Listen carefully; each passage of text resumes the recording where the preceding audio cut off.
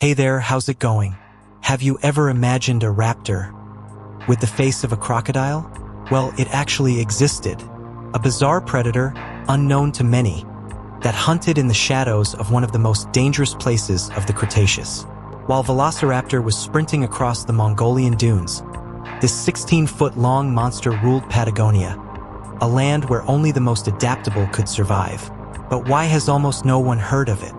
How did such an impressive raptor remain in the shadows for so long? Maybe it's because there's barely anything left of it.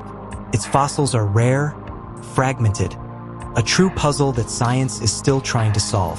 How many secrets could still be buried alongside it? Today, we're uncovering the story of Austroraptor, the forgotten predator with a crocodile's face.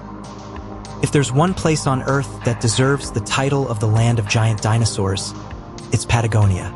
Today, this vast region, stretching across southern Argentina and Chile, is a harsh, windswept land dominated by frozen mountains and arid plains.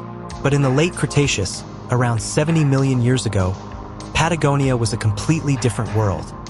A vibrant, warm, and untamed land, teeming with colossal life. Here, everything existed on a massive scale. Towering trees stretched toward the sky, feeding herbivorous dinosaurs that looked like walking skyscrapers.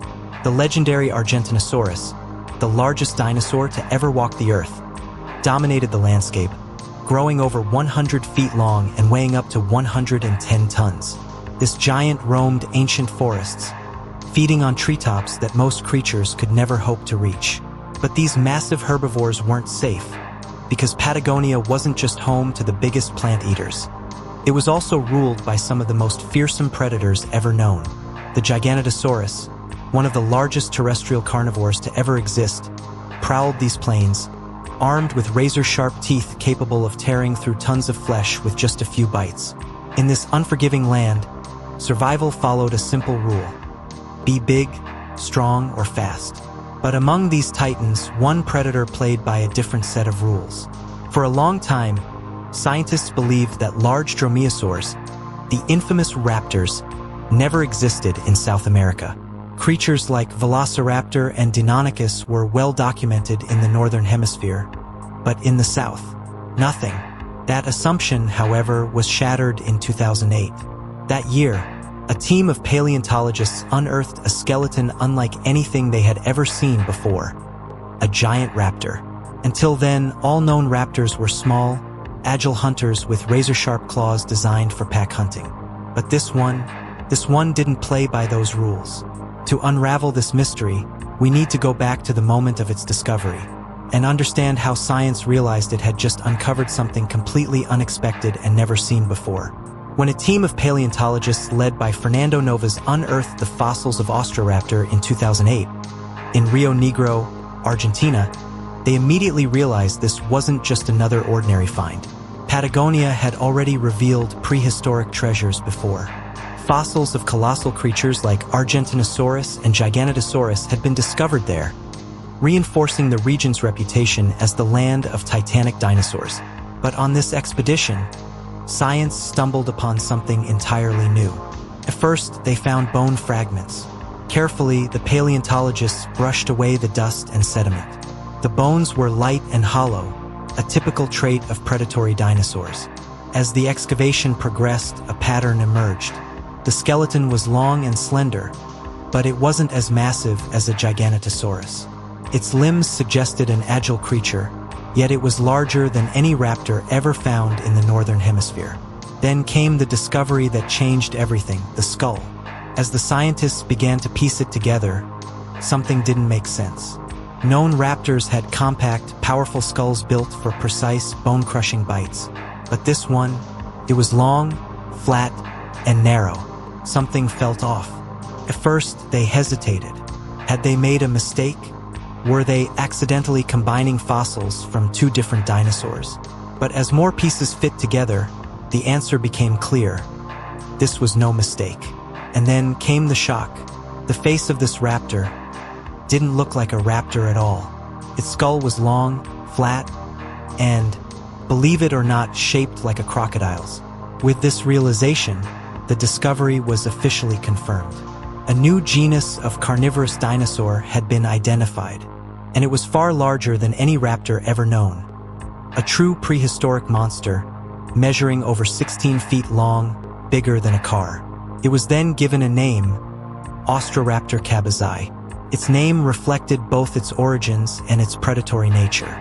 Austro, meaning southern, raptor, meaning thief or agile hunter, and cabezai, in honor of Alberto Cabeza, a renowned Argentine paleontologist who contributed to numerous fossil discoveries in Patagonia. But before we move on, think about this.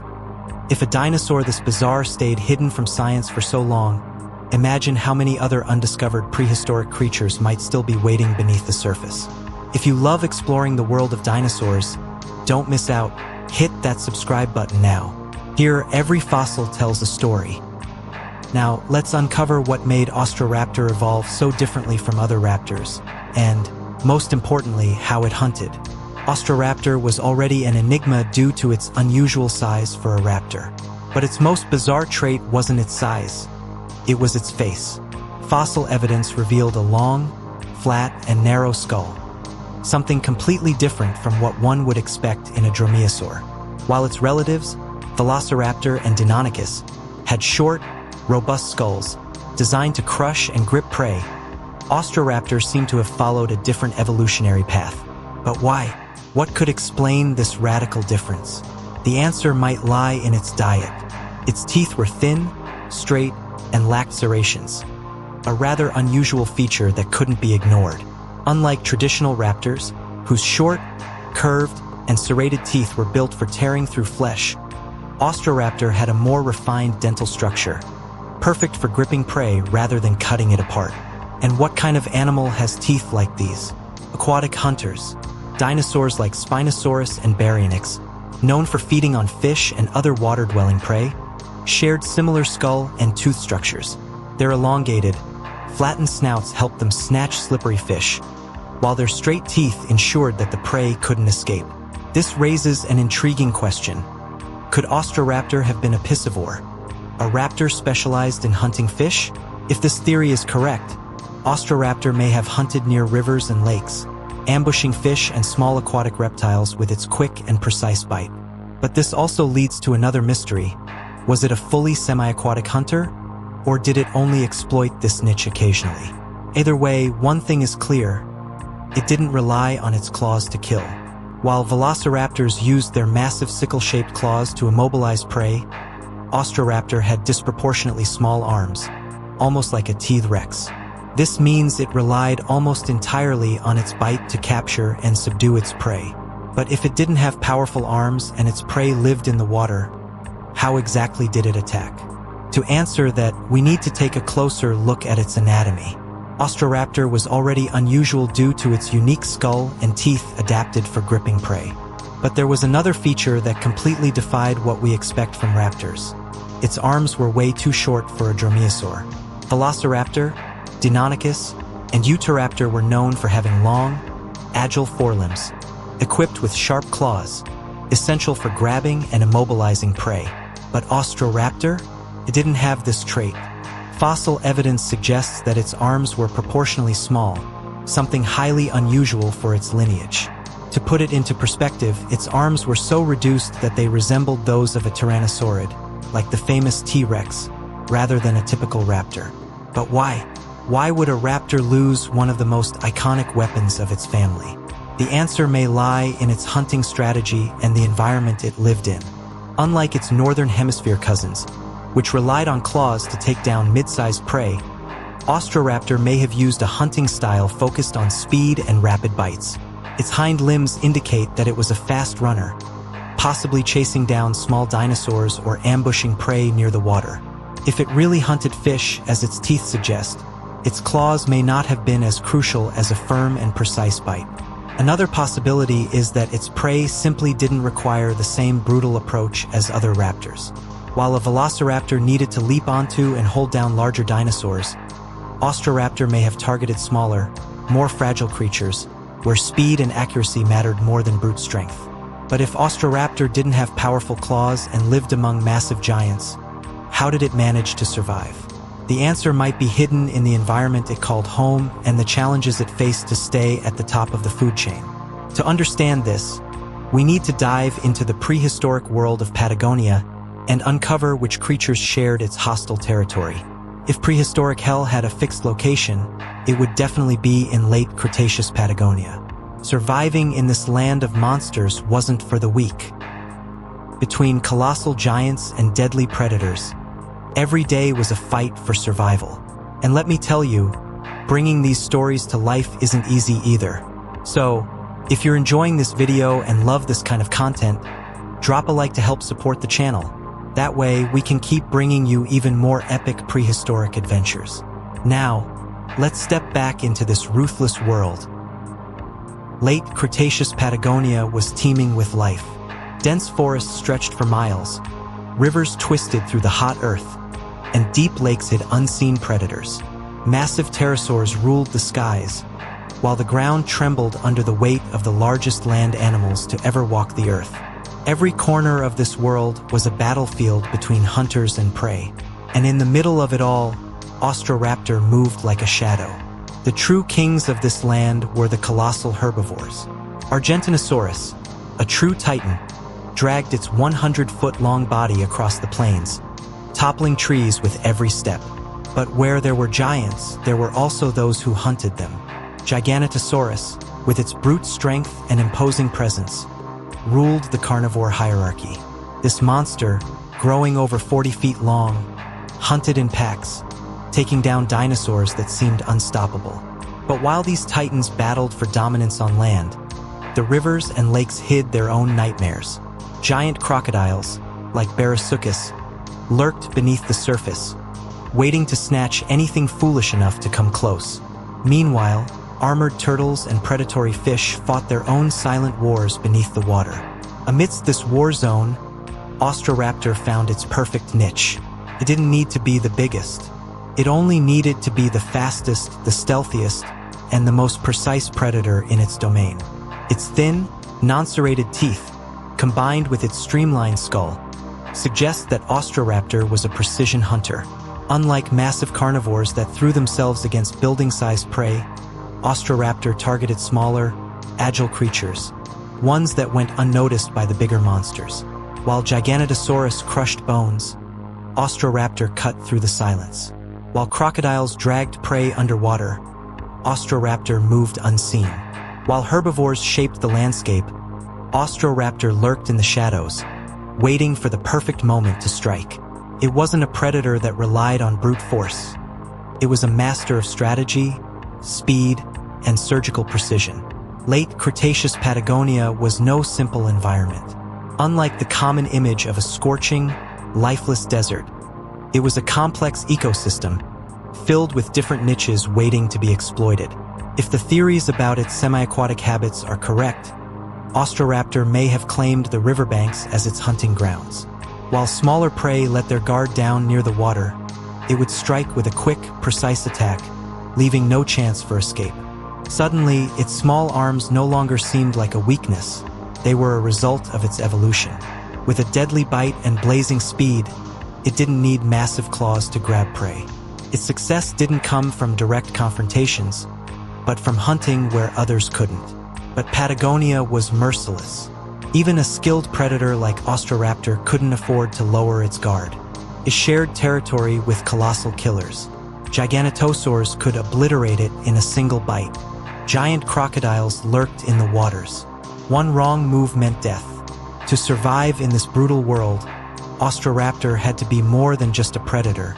It had to be a master of adaptation. Whether it was ambushing small prey in the vegetation or lurking along riverbanks, Austroraptor ruled its domain with precision and strategy. But was its dominance limited to the southern hemisphere? Or could it have rivaled the most feared raptors in history? Was Austroraptor an evolutionary anomaly? Or could it stand toe-to-toe with the most legendary raptors of all time? If it had to face a Velociraptor, who would come out on top? To find out, we need to compare their abilities, strength, and hunting styles, and see who truly deserves the title of Ultimate Raptor. If there's one name that dominates the popular imagination when it comes to raptors, it's Velociraptor. But was it really the king of raptors? Or was there an even deadlier predator that lurked in the shadows of the southern hemisphere? By the way, if you've watched our video on Velociraptor, you already know it wasn't exactly like what we see in the movies. On screen, it's portrayed as a giant, highly intelligent monster, but in reality, it was much smaller and more agile than most people think. If you want to learn more about the real Velociraptor, I'll leave the link to that video in the card at the end. It's definitely worth checking out. But back to our showdown. Velociraptor may have been fast, clever, and dangerous, but up north, in the vast dunes of Mongolia's desert, it didn't rule alone.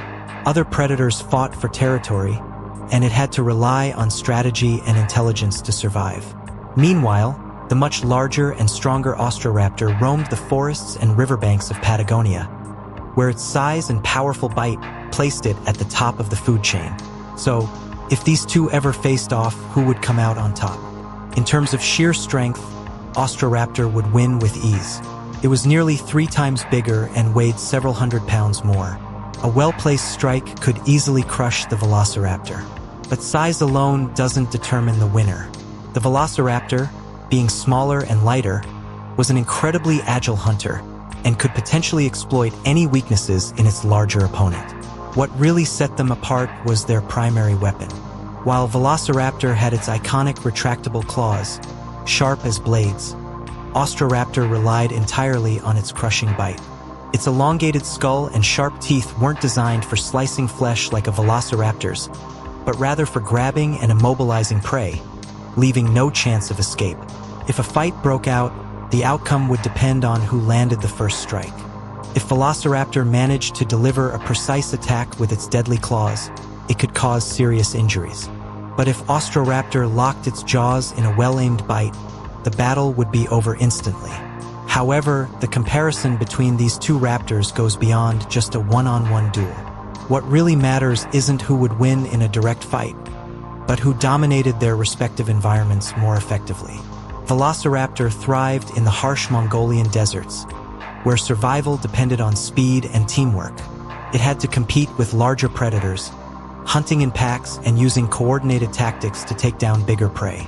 Its adaptability made it a predator of endurance, a patient, strategic hunter, always ready for a deadly ambush. Austroraptor, on the other hand, was a solitary and ruthless hunter. It didn't rely on allies to catch its prey, nor did it need elaborate ambush plans. In Patagonia, its size and speed made it a feared predator. It didn't just hunt on land. It also patrolled riverbanks and lockshores, ambushing unsuspecting prey that got too close to the water. Unlike Velociraptor, which constantly had to watch out for rivals, Austroraptor had no natural predators threatening its dominance. If we compare the two in their own habitats, Velociraptor survived through strategy and teamwork, while Austroraptor thrived through brute strength and adaptability. But in the end, neither could escape the ultimate enemy of the prehistoric world: extinction. Now I want to hear your opinion. If Austroraptor and Velociraptor actually fought, who do you think would win? Drop your thoughts in the comments. I want to see what you guys think. Let's keep going. Velociraptor became an icon. Utahraptor earned respect. Even Deinonychus had its moment in the spotlight. But what about Austroraptor? Why is such an impressive predator, the largest raptor ever found in South America, still practically unknown? The answer isn't simple, but it starts with one major problem: the scarcity of fossils. Compared to other famous raptors, Austroraptor has very few fossils available. Its skeleton was discovered in 2008, but the recovered material was fragmented. There's no complete skull, no full tail, and much of what we know about its structure is based on comparisons with similar dinosaurs. This means there's still a lot we don't know about it. Could it have been even larger than the estimated 16 feet, 5 meters? Did it have unique features we haven't discovered yet? Did it hunt alone, or was it a pack predator? The lack of fossils leaves us with more questions than answers, and until new discoveries are made, we may never know for sure. But there's an even more intriguing question. Could Austroraptor have had completely unexpected characteristics? We know that many raptors had feathers, but did Austroraptor? Some experts suggest it may have been partially feathered, while others believe it had a more scaly skin, similar to modern crocodiles. Its tail, which was not fully recovered, could have been longer or stiffer, like other dromaeosaurids, helping with balance while running. And what if its coloration was different from what we imagine? It might have had a camouflage pattern, similar to modern-day predators, allowing it to blend into the environment of prehistoric Patagonia. But without more complete fossils, all of this remains a mystery. Adding to the problem, Austroraptor fossils were found in a remote and difficult-to-access region. Patagonia is a harsh environment, with violent winds, freezing temperatures, and dry terrain that makes excavation extremely challenging. Unlike the Gobi Desert, where well-preserved Velociraptor fossils have been found, Patagonia is not ideal for fossilization. Most of the Austroraptor fossils were discovered in the Allen Formation, a late Cretaceous geological layer. While this formation contains valuable records of prehistoric South American fauna, it also presents a major problem for paleontologists. Constant erosion and extreme weather conditions wear down fossils before they can even be found. On top of that, the sedimentary rocks in this region don't always preserve large bones well, making complete skeletons incredibly rare. This means that many of Austroraptor's bones may have been destroyed by time, lost forever before being uncovered. So until more fossils are found, Austroraptor will remain an enigma. Despite the scarcity of fossils, what we do have is preserved and available for study. Its remains are housed at the Museo Municipal de la Marque in Argentina, where paleontologists continue to analyze each fragment, searching for answers. But what about popular culture? Why did Austroraptor never achieve the same fame as other raptors? Part of the answer lies in its late discovery. While Velociraptor was officially described in 1924 and Utahraptor in 1993, Austroraptor was only officially recognized in 2008, long after Jurassic Park had already cemented Velociraptor as the ultimate raptor in pop culture. Another factor is the lack of a complete fossil record. Dinosaurs like Utahraptor have more complete skeletons, making them easier to represent in books, documentaries, and films. Austroraptor, on the other hand, is still an incomplete puzzle. But maybe that's its greatest strength. While many dinosaurs are well documented, Austroraptor still holds secrets. It may not be as famous as Velociraptor, but with future discoveries, it might finally get the recognition it deserves. Because if paleontology has taught us anything, it's that the story of the dinosaurs is far from over. Austroraptor may not be as famous as other dinosaurs, but as you've seen, it's absolutely fascinating. And here on this channel, no dinosaur is left in the shadows. So if you enjoyed this journey through the prehistoric world, don't forget to hit that like button, subscribe, and turn on notifications. And tell me, which dinosaur do you want to see next? Drop your suggestions in the comments below. Thanks for watching, and I'll see you in the next one.